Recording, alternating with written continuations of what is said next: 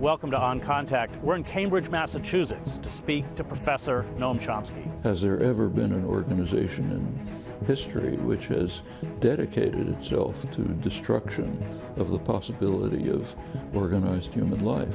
That's actually what we're facing. On Contact with Chris Hedges. Noam Chomsky is probably America's greatest intellectual who has written on the Palestine-Israel conflict, the nature of the liberal class in a capitalist democracy, how imperialism works, as well as the reconfiguration of the American economy into an oligarchic system that makes war on the middle class. This is part one of our conversation with Professor Chomsky in his office at MIT. On Contact with Chris Hedges. So, Professor Chomsky, I wanted to ask you about the 10 principles that are laid out or have been organized in the book Requiem for the American Dream, which was based on the documentary that you did, the 10 principles of concentration of wealth and power. And the first one you talk about is reducing democracy. What do you mean by that? I should first comment that the construction of the 10 principles is really the contribution of the editors. It's their quite effective consolidation of hours and hours of interviews and discussions, which they organized in this form. Reducing democracy means the gradual marginalization of the population, the reduction of the role of the general population in decision-making in the public arena, which is an expected and a predictable consequence of the introduction of the transition to neoliberal principles in the 70s and onward. There's basically two general phases of post-war U.S. Socioeconomic history. The first phase was sometimes called regulated capitalism or embedded liberalism of the 50s and 60s. Very high growth period, egalitarian growth, some moves towards social justice. In the 60s, substantial increase in democratic participation. People became really engaged in the public arena. All of this had various effects. One effect was reduction, the falling rate of profit, which is critical.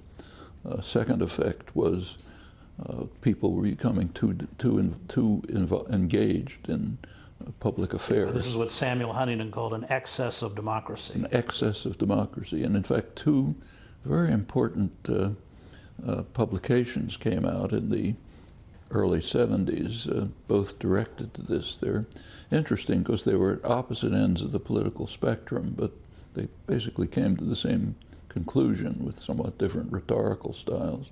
One was the Powell Memorandum, Justice Powell Memorandum, which written by the late a corporate lawyer working for the tobacco corporations and so on, later became Supreme Court Justice under Nixon. He wrote a memorandum which was supposed to be confidential, but it leaked to the U.S. Chamber of Commerce business group, and in which he, the rhetoric is quite fascinating. He expressed the view of, which is not uncommon among those who really own the world, that their control is being very slightly diminished, and in the manner of a spoiled 3-year-old who doesn't get a piece of candy, that means the world's coming to an end. So you really have to read the rhetoric to appreciate it. It's the attack on the American free enterprise system. He said the business world is under severe attack, right, led by Ralph Nader and Herbert Marcuse. In the universities, right. And we're practically barely surviving, attack on all of everything significant in American life. And then he says, well, look, after all, we businessmen basically own everything.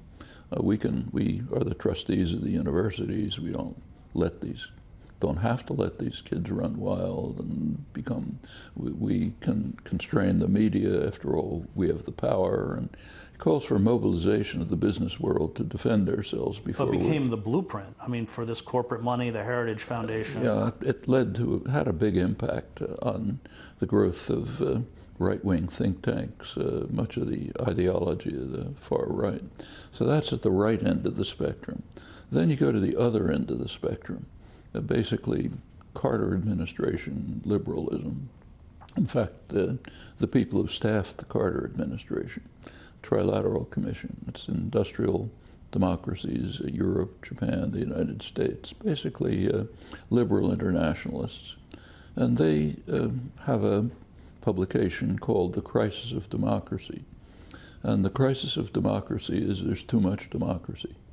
In the 1960s, too many people who are usually passive and apathetic, the way people are supposed to be, started becoming engaged in the political arena, pressing for their demands and so on.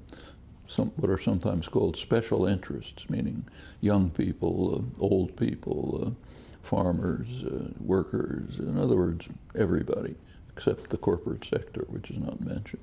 They're the national interest. But these special interests are putting too much pressure on the state. So we have to have more moderation in democracy. People have to return to being passive and apathetic. The American rapporteur, who you mentioned, Sam Huntington, with some nostalgia referred to the period when, as he put it, Truman was able to run the country with the cooperation of a few Wall Street lawyers and executives.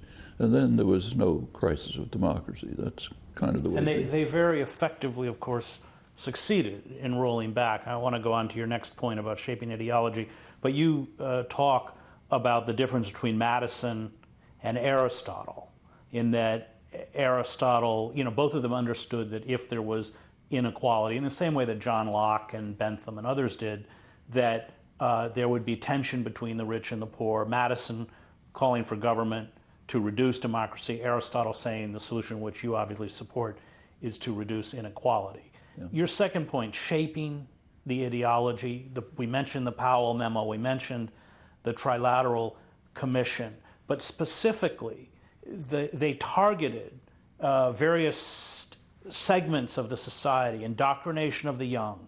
You talk about the way they actually created architectural plans for colleges so that large demonstrations would not be possible, the use of student debt for debt peonage, the destruction of public institutions. Talk about that process to reconfigure the ideology into a form of neoliberalism.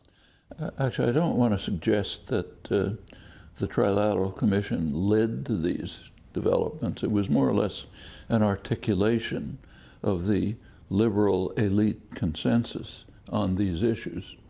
And for that reason, it's quite interesting. So the phrase indoctrination of the young actually is their phrase, their consensus phrase. They said the institutions responsible for the indoctrination of the young are failing their duty. Well, that's an interesting way to describe educational institutions. It's kind of like the nostalgic comment on Truman being able to run the country with a few corporate lawyers and so on. But that's kind of the ideal. There should be indoctrination.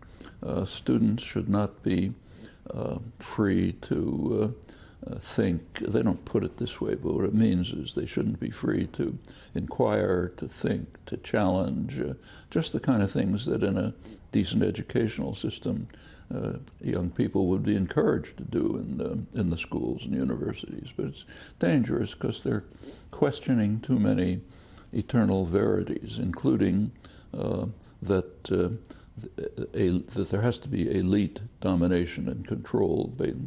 This is expressed all through the history of How successful thought. do you think, looking back, that they were? How successful? Well, it's not, as I say, they were they were articulating a consensus that led to many developments, and it's been reasonably successful. So, for example, take a kind of a business model began to be imposed on colleges and universities. There's been a tremendous growth of bureaucracy, tilting the balance from faculty control to bureaucratic control. There's been, of course, sharp raise in tuition, which has a very strong disciplinary effect. In the 1960s, a young person could say, okay, I'm going to take off a year and get involved in the anti-war movement or the feminist movement or something, then I'll come back and continue my life. You can't do that if you have a burden of debt over your head. If you come out of law school thinking, I'd love to be a public interest lawyer, but I have to pay off $200,000 in debt, you just have to go to a corporate law firm and get absorbed into that culture. And in many different ways, there are disciplinary effects imposed. Cutback of state funding for state colleges, for example, has been very sharp. You also talk about how suddenly critics of American empire or American capitalism got tarred with this anti-Americanism. Yeah, anti-Americanism is a very interesting concept. It's a concept that only exists in totalitarian states. So, for example, if someone in Italy, let's say, is criticizing the Berlusconi government, they're not accused of being anti-Italian. In the Soviet Union, old Soviet Union, you could be condemned for being anti-Soviet. In the Brazilian military dictatorship, you could be anti-Brazilian. But aside from the United States, I don't know of any other non-totalitarian, non-authoritarian country where the concept even exists. It's a very striking concept. If you're critical of policy, you're anti-American. Actually, this has an interesting biblical origin. The first use of this concept is actually by King Ahab, who was the king of ultimate evil in the Bible. He called the prophet Elijah to him and asked him why he is a hater of Israel, meaning condemning the acts of the evil king. That's the basic concept. Authority, if you challenge authority, you're opposed to the society, the culture, the community, and so on.